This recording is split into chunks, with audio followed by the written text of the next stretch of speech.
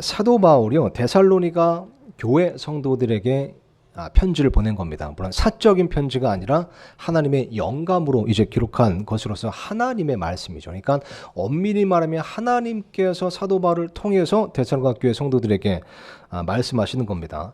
사도 바울이요 그런 하나님의 영감을 받아서 기록하는데 데살로니가 전서가 있고 후서가 있죠. 그러니까 데살로니가 성도들에게 보내는 마지막 편지 마지막 장입니다. 그래서 3장 1절의 끝으로 형제들아, 마지막으로 형제들아 내가 할 말이 있다 라고 하는 겁니다.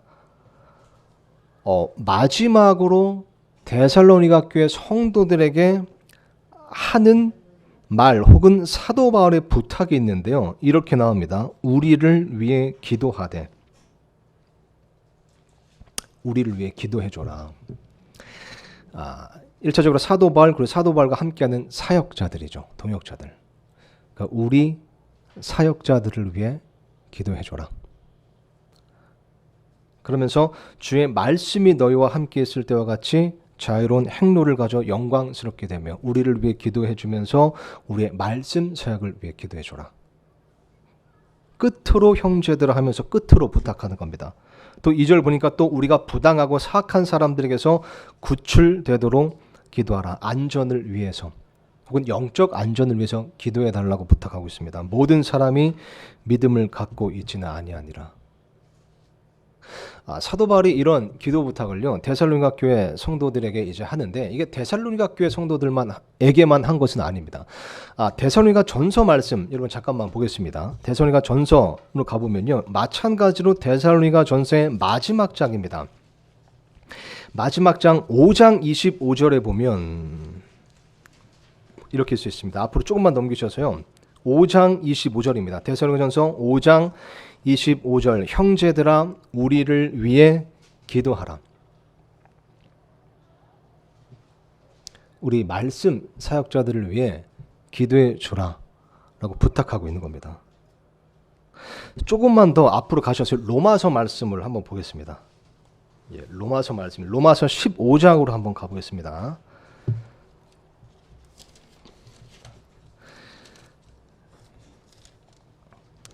로마서 15장 30절부터 제가 읽겠습니다.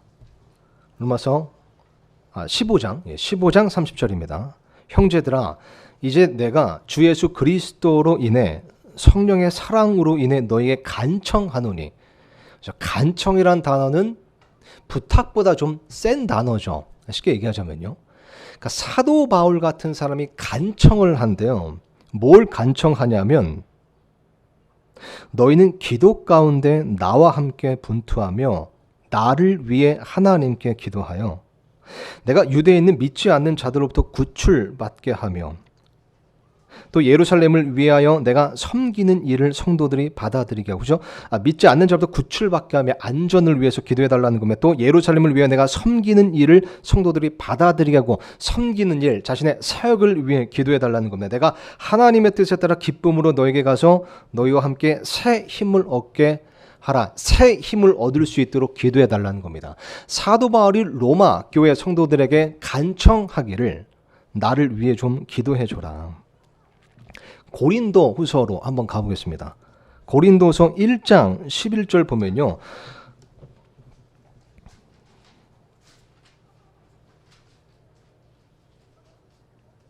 이렇게 쓰여 있습니다. 너희도 우리를 위해 기도로 함께 돕고 있나니 이것은 많은 사람을 사용하여 우리에게 베푸신 선물로 인해 많은 사람이 우리를 대신하여 감사하게 하려 함이라. 기도로 함께 돕고 있나니 그러니까 성도들이 이 말씀 사역자들을 돕는 방법이 있는데 그게 기도로 함께 돕는 방법이 있습니다. 말씀 사역자들을 기도로 함께 도울 수 있습니다. 에베소서 6장 18절에서 19절은 제가 읽어드리겠습니다. 모든 기도와 간구로 성령 안에서 항상 기도하되 모든 성도를 위해 모든 인내와 간구로 그 일에 깨어있고 또 나를 위하여는 내게 말하는 것을 허락하사 내가 담대히 입을 열어 복음의 신비를 알리도록 구하라. 나의 말씀 사역을 위해 나를 위해 기도해달라고 에베소 교회 성도들한테도 간청하고 있습니다. 골로새서 4장 2절에서 4절 제가 읽겠습니다.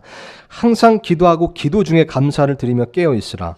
아울러 또한 우리를 위해 기도하되 하나님께서 말할 수 있는 문을 우리에게 열어주사 그리스도의 신비를 말하게 하실 것을 구하라. 내가 또한 그것을 위해 결박당하였나니 이것은 내가 마땅히 할 말을 하여 그것을 드러내고자 함이라. 그죠? 아울러 또한 우리를 위해 기도하되 우리의 말씀 사역을 위해 기도해달라는 겁니다. 골로새 교회 성도들에게도 부탁을 합니다.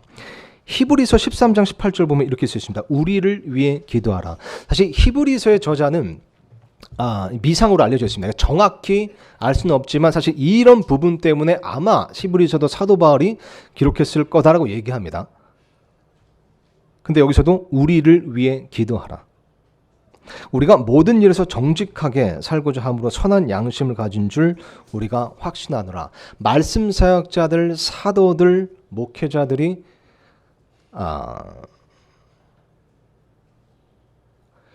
부탁하는 것, 간청하는 것, 그것을 사도 바울이 대변해서 얘기하고 있는 겁니다. 그죠? 우리를 위해 기도해 줘라. 여러분 어떨지 모르겠지만 저는 적어도 이 부분, 그러니까 사도 바울이 거의 모든 교회에게 자신을 위해 기도해달라는 것을 계속 강조하거든요. 저는 이 부분이 두 가지 이유로 흥미롭습니다. 첫 번째는 사도 바울은 사실 우리가 이제 사도행전 말씀을 통해 알 수 있듯이 모든 면에서 뛰어납니다. 영성에서도 뛰어나고 성경적 지식에 있어서도 뛰어나고 성품으로 보나 은사로 보나 소명으로 보나 모든 면에서 강건하고 비범하고 뛰어난 사람이잖아요. 근데 이런 사람조차도 간절하게 부탁을 하는 겁니다. 성도들에게. 나를 위해 좀 기도해 줘라. 두 번째로 흥미로운 부분은요. 사실 하나님의 영감으로 기록한 거잖아요. 그러니까 사실 성경 말씀은 정말 버릴 게 없습니다. 그죠? 다 모든 문자 하나하나가 다 의미가 있는 말씀이잖아요. 심지어 사도 요한이 요한복음 마지막에 뭐라고 썼죠? 나는 예수님께서 행하신 행적들이 너무나 많아서 이 책에 다 기록할 수 없었다. 그러므로 기록되어 있는 내용이라면 정말 중요한 겁니다. 그러니까 하나님께서 사실 사도 바울에게 영감을 줘서 이 부분을 기록하게 하셨다면 하나님께서는 성도들이 말씀 사역자를 위해서 기도하기를 원하시는 겁니다. 그게 하나님의 뜻이고 성도들이 말씀 사역자를 위해 기도했을 때 하나님께서 기뻐하시는 거죠. 하나님께서 기뻐하시는 일을 하면 하나님께서 보상을 주십니다. 근데 하나님께서는 말씀 사역자를 위해서 우리가 기도하기를 원하십니다. 분명히 알 수 있습니다. 여기 E.M. 바운즈라고 들어보셨을 겁니다. 기도의 성자, 기도의 용사라고 이제 불리는 사람인데요. 이분이 이제 1800년대, 1900년대 이제 초반에 목회하셨던 분인데 기도에 대한 좋은 책들을 정말 많이 쓰였습니다. 근데 그때 당시에는 이 E.M. 바운즈 목사님이 이제 목회를 하실 당시에는 목회자를 위해서 기도를 하는 것을 소홀히 하는 풍조가 있었대요. 그게 이제 왜 그랬냐면, 그 풍조가 왜 생겼냐면, 목회자를 위해 이렇게 기도하는 것은 이렇게 목회자를 얕보는 행위라고 여겼기 때문입니다. 그때 당시. 그러니까 목회자는 굉장히 강해야 되고 목사는 굉장히 비범해야 되고, 근데 목사를 위해 내가 뭔가 기도한다? 그럼 목사를 되게 약한 존재로 보는 것처럼 그렇게 여기는 풍조가 있었다. 그래서 그때 당시는 목사들도 성도들에게 저를 위해 좀 기도해 주세요라고 말하는 것을 꺼렸다고 합니다. 자신의 약점을 드러낼까 봐, 제가 약한 것을 보일까 봐. 근데 그것은 확실한 것은 사도들의 풍조는 아닙니다. 사도들은 매번 성도들에게 나를 위해 기도해 줄 것을 간청했습니다. 여러분, 목사님을 위해서 기도해 주셔야 됩니다. 기도해 주셔야 됩니다. 이 목회자가 대단한 사람하고 유별나게 특별한 사람이기 때문이 아니라요, 목회자가 하는 사역이 중대한 일이기 때문에 그렇습니다. 한 말씀 보겠습니다. 데살로니가전서 5장 말씀으로 한번 다시 가보시면요, 12절 13절에 이렇게 쓰였습니다. 찾아보셔도 되고 아니면 제가 읽어드리겠습니다. 데살로니가전서 5장 12절에서 13절입니다. 형제들아 우리가 너에게 간청하노니 너희 가운데서 수고하고 주 안에서 너희를 감독하며 너희에게 훈계하는 자들을 알고 보세요. 그들의 일로 인하여 사랑 안에서 그들을 매우 귀중히 여기라. 또 너희끼리 화목하게 지내라. 그러니까 어떤 목회자는 아시다시피 성직자가 아니잖아요. 똑같은 지체 형제 자매인데 다만 역할 직무와 다른 겁니다. 그렇기 때문에 그 목회자의 직무, 그 역할, 그 일로 인해서, 그러니까 목회자의 신분 때문에가 아니라 목회자가 특별하기 때문이 아니라 목회자가 하는 일 때문에 그 일로 인해서 사랑 안에서 그들을 매우 귀중히 여기라는 겁니다. 그들의 일이 중대하기 때문이죠. 여러분 목회자를 위해 기도해야 되는 이유 적어도 세 가지가 있습니다. 첫 번째는요. 목회 사역과 말씀 사역이 그토록 중대하고 험난하기 때문입니다. 목회 사역과 말씀 사역이 그토록 위험한 소명이기 때문입니다. 목회 사역과 말씀 사역이 치열한 영적 전쟁이기 때문입니다. 그래서 우리가 목사님을 위해 기도해야 되고 두 번째로는요. 기도의 효력과 능력이 위대하기 때문입니다. 세 번째로는요. 우리가 목사님을 위해 기도해야 되는 세 번째 이유는 어느 책 제목처럼 목사도 사람이기 때문입니다. 목사도 사람이기 때문입니다. 여러분 야고보서 3장 1절 말씀 보면요. 이렇게 쓰여 있습니다. 내 형제들아 너희는 많이 선생이 되지 말라. 우리가 더 큰 정죄를 받을 줄 아느니라. 선생, 교사, 말씀을 가르치는 자가 더 큰 정죄를 받는데요. 이 정죄가 뭘까요? 이게 이제 하나님께 받는 정죄일까요? 아니라고 저는 생각합니다. 왜냐하면 로마서 8장 1절을 보면 그리스도 예수님 안에 있는 자들은 정죄함이 없나니. 그래서 이 문맥을 보면요. 이 정죄는 사람들에게 받는 정죄입니다. 물론 목회자가 그리스도의 심판석에서 하나님께 더 큰 혹은 더 엄격한 심판을 받을 겁니다. 근데 그리스도 예수님 안에 있는 자들은 정죄함은 없죠. 그래서 여기서 나오는 정죄는 문맥으로 볼 때 제가 생각할 때 이것은 사람들에게 받는 정죄이고 더 나아가 야고보서 3장 그 이하 구절을 통해서 알 수 있는 것은 사람들의 혀를 통해서 받는 정죄입니다. 형제들아 너희는 많이 선생이 되지 말라. 우리가 더 큰 정죄를 받을 줄 너희가 아니라. 사람들에게 더 많은 더 큰 정죄를 받는 사람이 목회자입니다. 그래서 우리가 목사를 위해, 목회자를 위해, 목사님을 위해 기도해야 됩니다. 이런 사람들은요 보면 이 목회자를 위해 다 그런 건 아니지만 판단을 쉽게 하는 경향이 있습니다. 아무래도 눈에 잘 보이는 위치에 있다 보니까 마치 어항 속의 물고기처럼 나도 모르게 판단하는 경향이 있습니다. 때때로 그것이 더 나아가 정죄로 이어지기도 하죠. 이런 부분에 있어서 되게 우리가 조심해야 됩니다. 제가 예전에 어떤 글을 읽은 적이 있는데 이 많은 목회자들뿐만 아니라 많은 성도들이 공감하는 글 중에 만일 목회자가라는 글이 있습니다. 만일 목회자가. 제가 한번 읽어드리겠습니다. 만일 목회자가 젊으면 경험이 부족하다고 말하고 나이가 많으면 시대에 뒤처진다고 말한다. 만일 목회자가 원고를 보고 설교하면 성령 충만이 없다고 말하고 원고 없이 설교하면 준비성이 없다고 말한다. 만일 목회자가 외부의 설교 초청을 받으면 교회를 등한시한다고 말하고 설교 초청을 받지 않으면 무능력해서 불러주는 교회가 없다고 말한다. 만일 목회자가 가난한 사람들을 가까이 하면 쇼맨십이 강하다고 말하고 부유한 사람들을 가까이 하면 욕심이 많다고 말한다. 만일 목회자가 결단력을 보이면 독선적이라고 말하고 사람들의 의견을 구하면 줏대가 없다고 말한다. 만일 목회자가 매주 설교를 하면 독재적이라고 말하고 다른 사람에게 설교를 맡기면 책임을 회피한다고 말한다. 만일 목회자가 설교 중 죄를 지적하면 공격적이라고 말하고 설교 중 사랑을 얘기하면 타협주의적이라고 말한다. 만일 목회자의 아내가 교회 일에 관여하면 설친다고 말하고 관여하지 않으면 교회에 관심이 없다고 말한다. 그죠? 형제들아 너희는 많이 선생이 되지 말라. 우리가 더 큰 정죄를 받을 줄 너희가 아느니라. 목사님을 위해 기도해 주셔야 됩니다. 이런 글도 있습니다. 누가 이제 설문 조사를 했대요. 그래서 이상적인 목회자는 어떤 사람인가?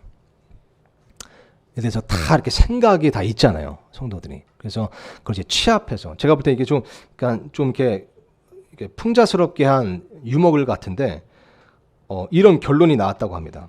이상적인 목회자는 매주 설교 때마다 일명 홈런 설교라고 하는 명설교를 해야 되는데 설교 시간은 10분을 넘기지 않는다.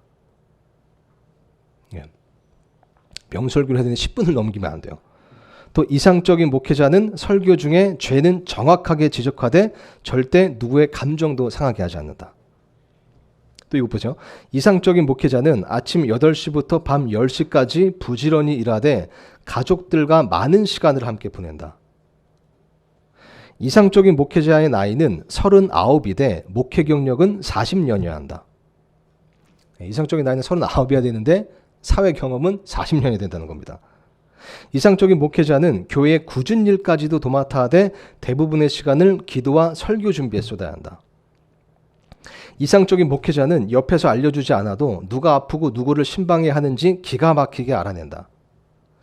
이상적인 목회자는 200만 원 이하의 월급을 받되 사시사철 멋지고 세련된 옷들을 입어서 품위를 떨어뜨리지 않는다. 이상적인 목회자는 청소년들과 청년들을 열심히 가르치고 훈련하지만 대부분의 시간을 장년들과 함께 보낸다.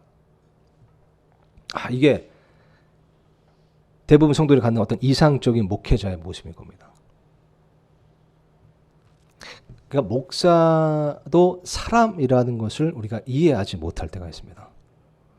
거의 이 정도면 불가능한 것을 가능케 하는 슈퍼맨 수준이죠.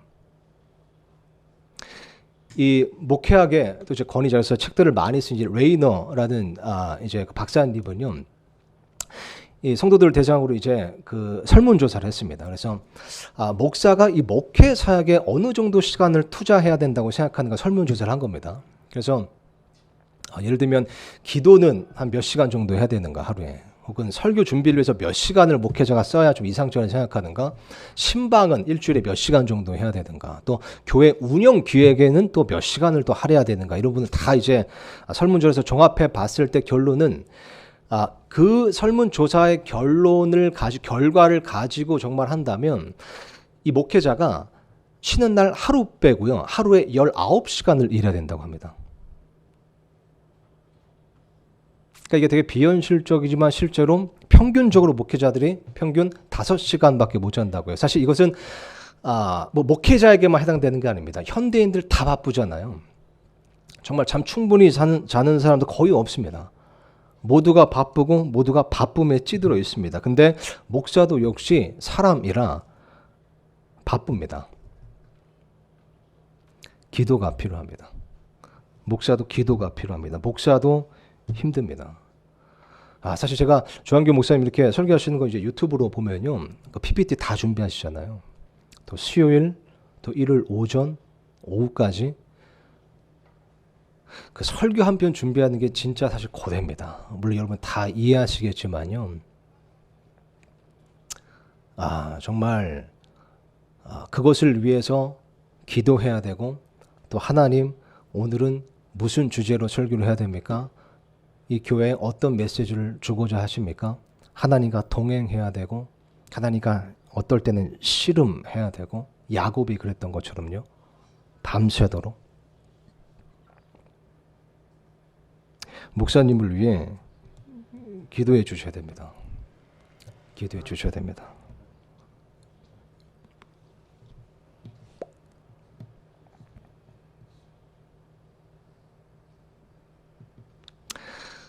오늘 제가 여러분과 이렇게 나누는 부분이 뭐 목회자에 대해서 목사에 대해서 뭐 생색내거나 목사 바쁘다 이걸 얘기하는 게 아닌 거 아시죠? 다만 목사도 사람이라는 것을 계속 인지해 주셨으면 좋겠습니다. 그래서 목사님을 위해 좀 더 기도해 주셨으면 좋겠습니다. 목사도 사람이라 뭐 조영계 목사님 그렇다는 게 아니라 목사도 우울증에 걸릴 수 있습니다. 공황 발작이 올 수도 있습니다. 목회자의 아내도 우울증이 올 때가 제 얘기하는 겁니다. 제 얘기.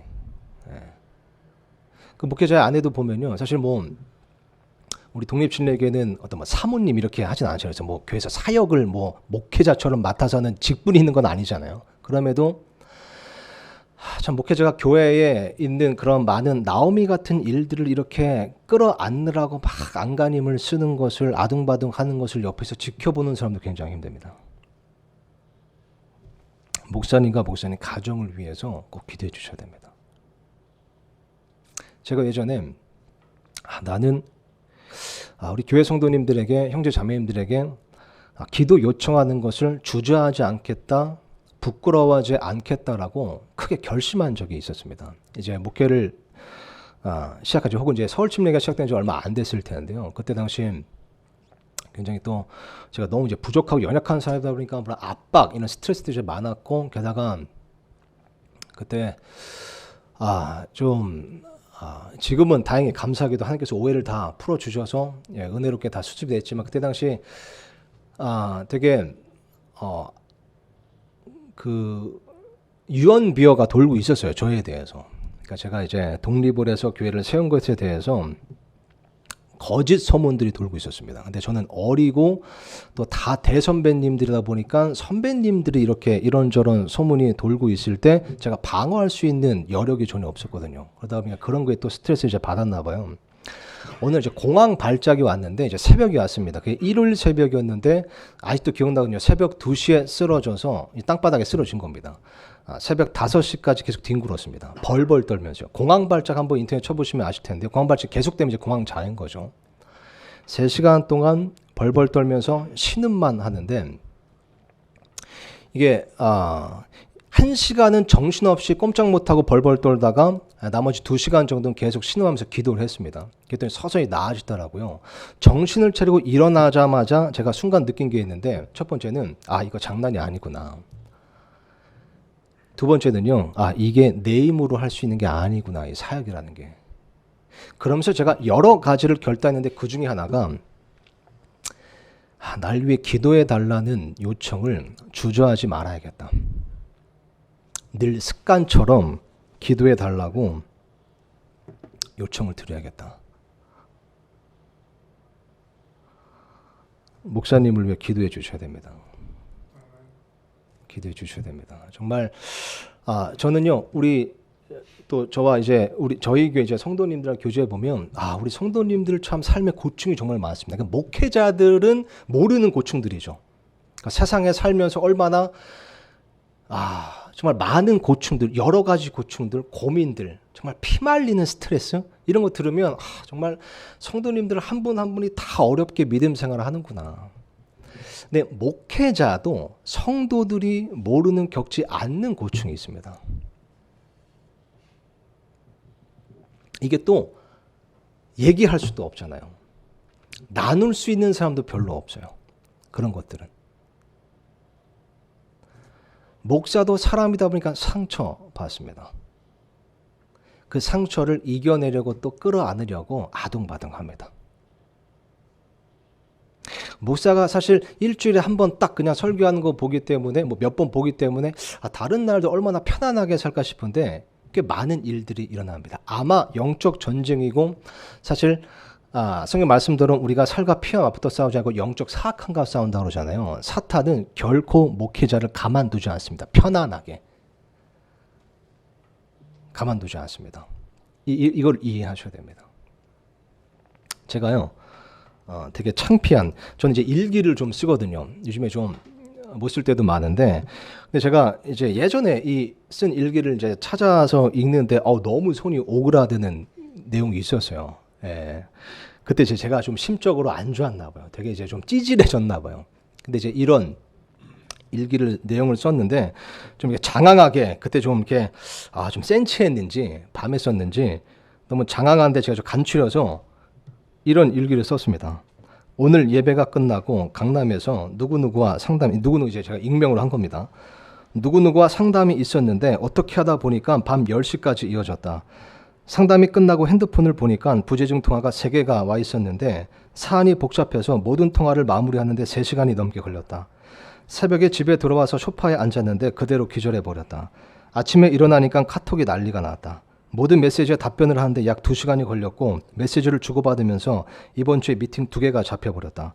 아직도 일정표에는 이번 주 목요일까지 끝내야 하는 일이 6개나 남아있다. 그래도 내일은 무조건 주비와 시간을 보내야 한다. 주비가 제 딸이거든요. 첫째. 이 당시 되게 어렸습니다. 제 딸이. 그럼 제가 다음 문장에 역시 이번 주도 기도가 필요하다. 이번 주 수요일에 성도님들께 기도 요청을 해야겠다.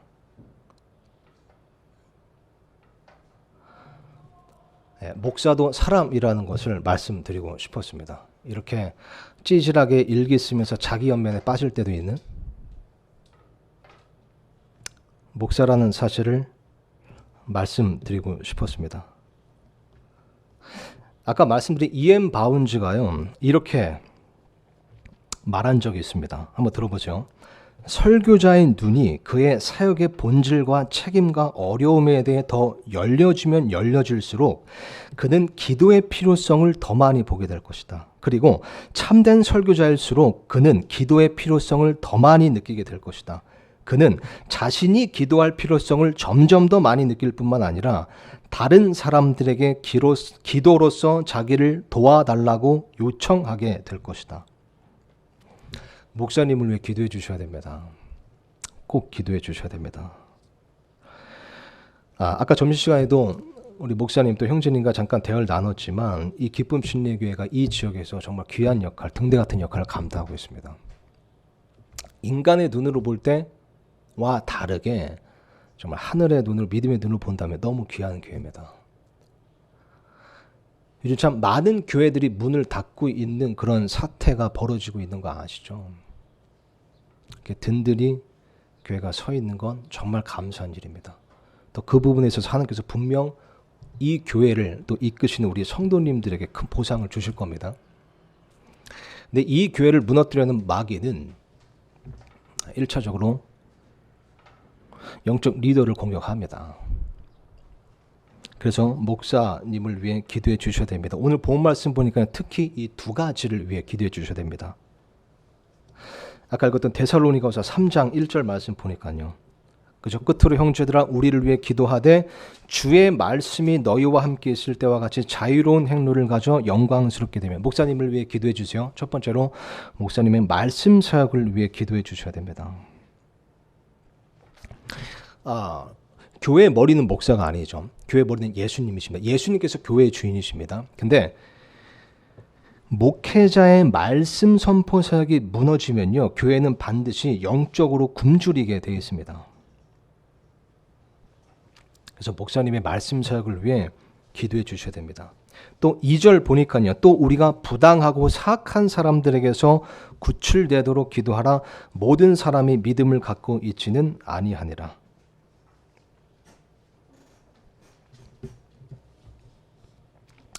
두 번째로 목회자의 영적 안전을 위해서 기도해 주셔야 됩니다.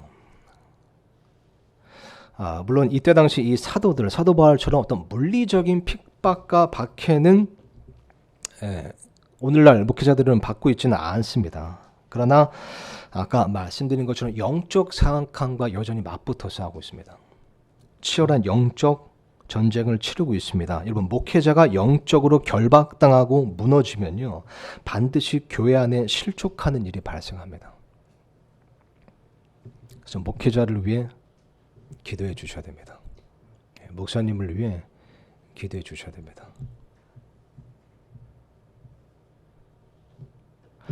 시간이 조금 남아서 여러분 괜찮으시면 이거는 설교에는 없던 건데 아까 우리 목사님과 점심시간에 얘기하면서 또 이제 목사님 이제 기도 요청 이제 기도 제목을 때 들으면서 좀 생각난 말씀이 있었습니다. 여러분, 몇 시에 보통 끝나나요? 오후 모임이요. 1시간, 2시 반쯤에. 예, 알겠습니다. 그러면 제가 5분만 더 하겠습니다. 5분. 괜찮으세요? 생각난 말씀이 좀 있었는데, 신명기 25장 말씀 보시면요.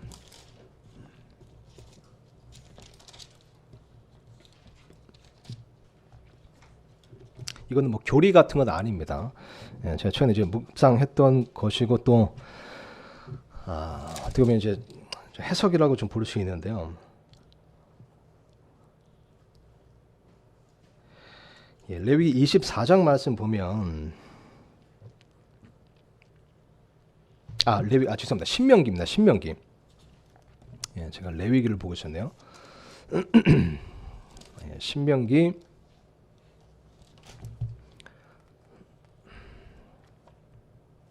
25장. 저만 다른 데 찾고 있었네요.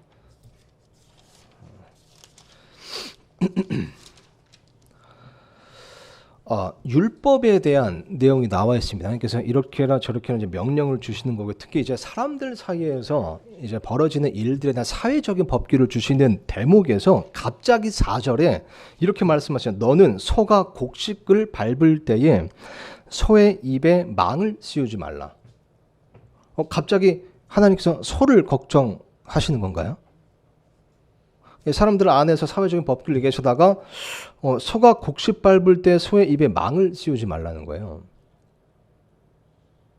이게 이런 거거든요. 그러니까 유대인들이 이제 농사를 지을 때 혹시 이제 곡식을 이제 빻을 때 보통 이제 맷돌을 가운데 이제 크게 놓고 소 2마리가 이제 밀면서 이제 빻는 겁니다. 안에 이제 맷돌 안에다 곡식을 넣고 아니면 직접 밟아서 빻거나. 그러면 이제 소가 이렇게 그걸 이렇게 곡식을 빻다가 알곡이 이렇게 떨어져 있는, 그러니까 곡식이 딱 떨어지는 걸 보고 그거를 이렇게 주워 먹었어요. 그러니까 사람들이 야 이놈 새끼 이거 내 건데 먹으면 안 돼. 이래가지고 입에 마개를 씌운 겁니다. 망을 씌운 겁니다. 못 먹게 하려고. 근데 하나님께서 그러지 말라는 겁니다. 소가 이렇게 일하다가 곡식 떨어진 거 먹으면 그냥 냅두라는 거예요. 먹게. 이게 지금 하나님께서 소를 걱정하시는 건가요? 물론 하나님의 창조물이기 때문에 분명 하나님께서 창조물도 걱정하셨겠죠. 근데 이게 진짜 소만을 염려해서 이렇게 하신 건가요? 고린도전서 말씀으로 가보겠습니다. 고린도전서 9장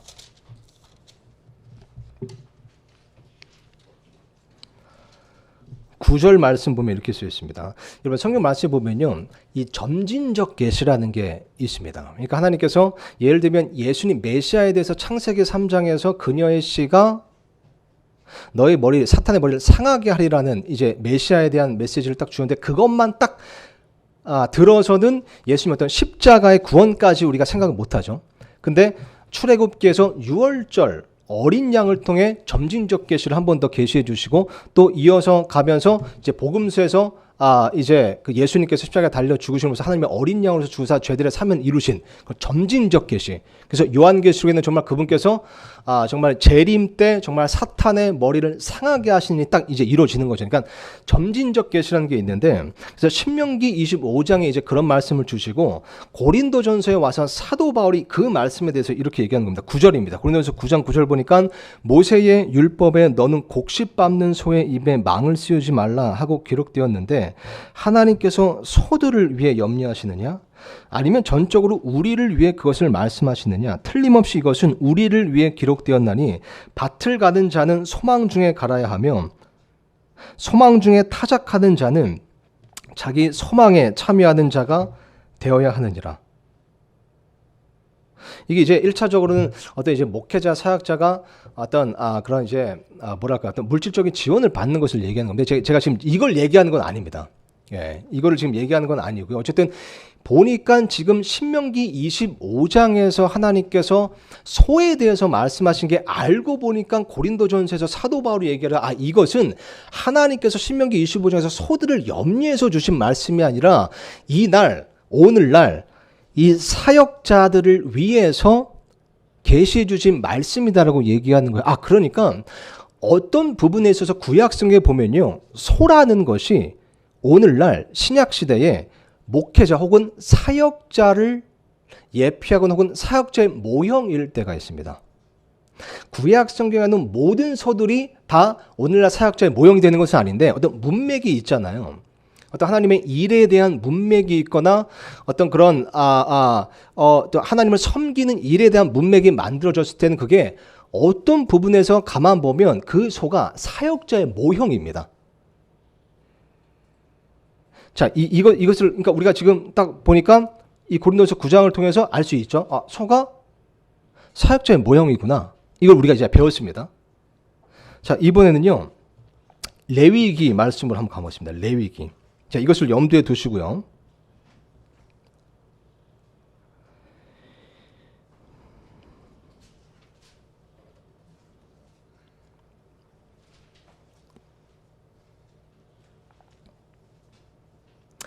죄송합니다. 민수기 같은데요. 민수기 7장. 민수기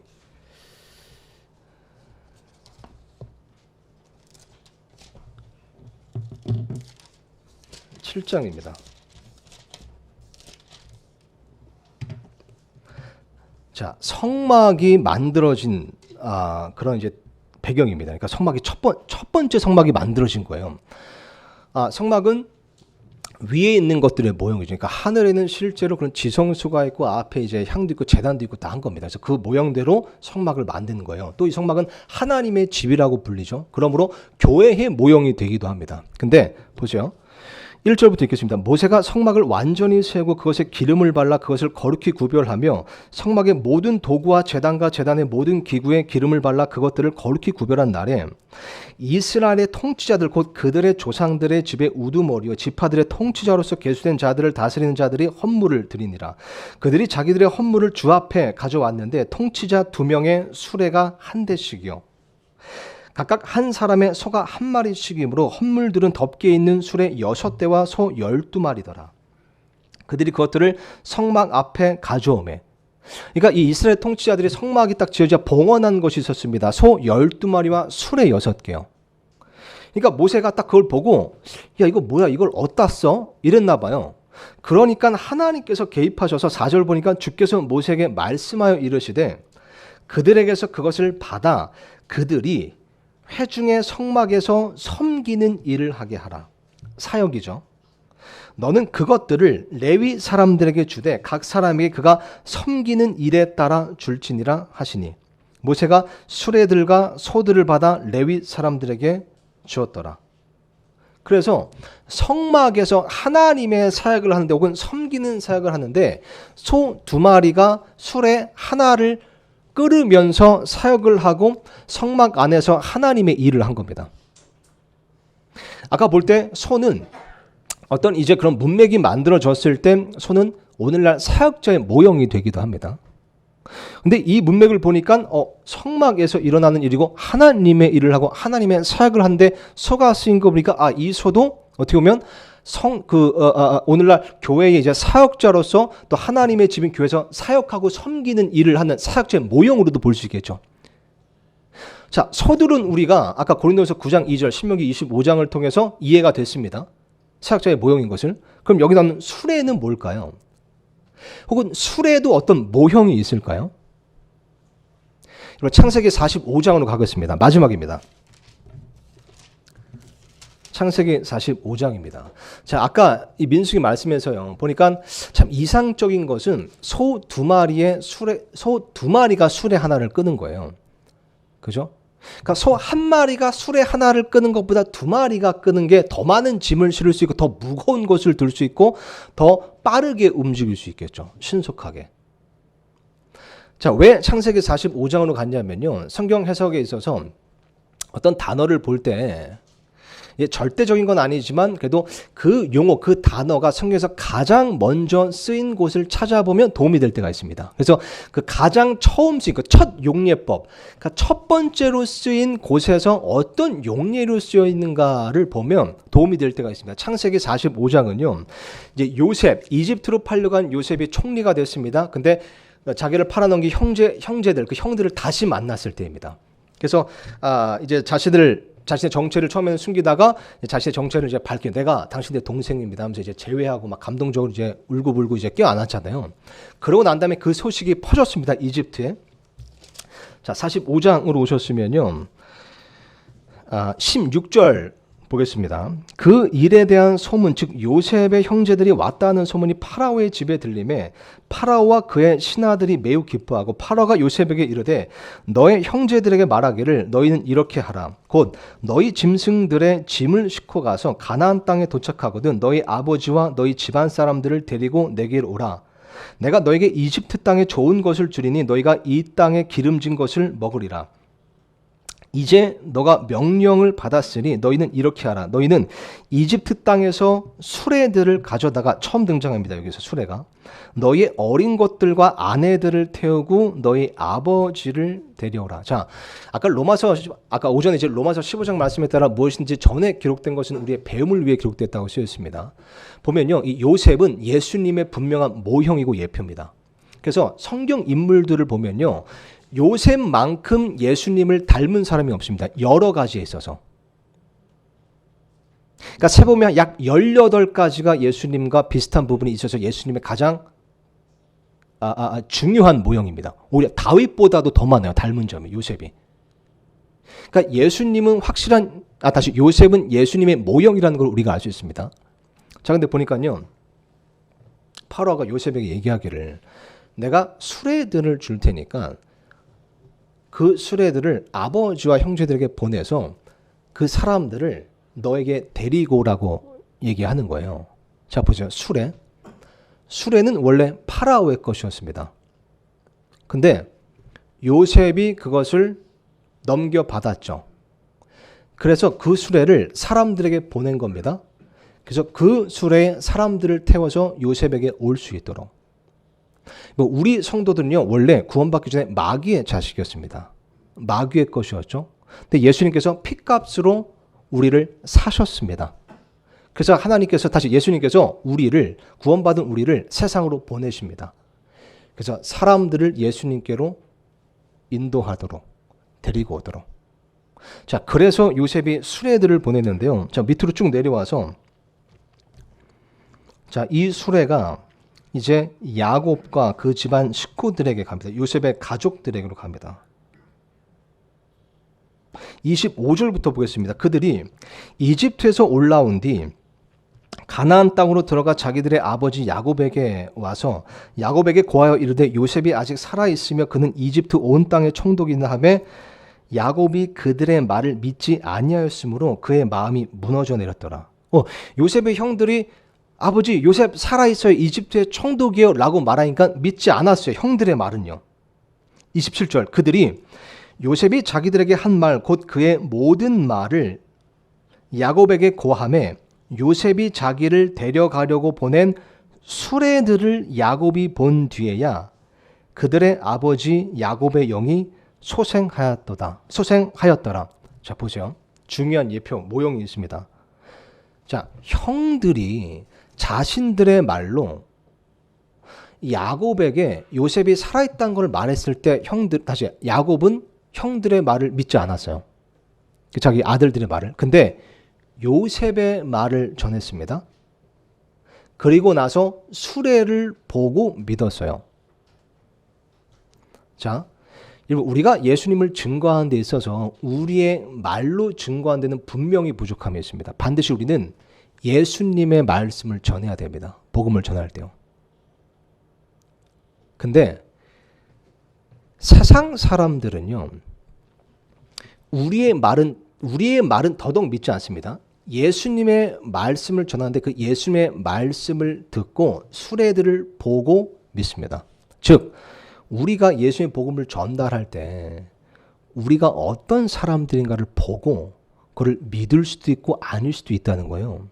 그래서 성경 말씀에 보면 우리가 세상의 빛과 소금이 되어야 된다고 가르치고 있고 사도 베드로도 그렇고 사도 바울도 무엇을 강조했죠? 성도들에게 너희의 정직한 행실을 통해 이방인들을 얻고자 함이라. 선한 행위를 하라고 한 겁니다. 그러니까 굉장히 이 부분이 절묘합니다. 그렇죠? 야곱이 요셉의 말을 듣고 수레를 보고 믿었습니다. 그러니까 이런 면에서 어떻게 보면 이 수레는 또 성도들의 예표 모형이라고도 볼 수 있습니다. 그죠?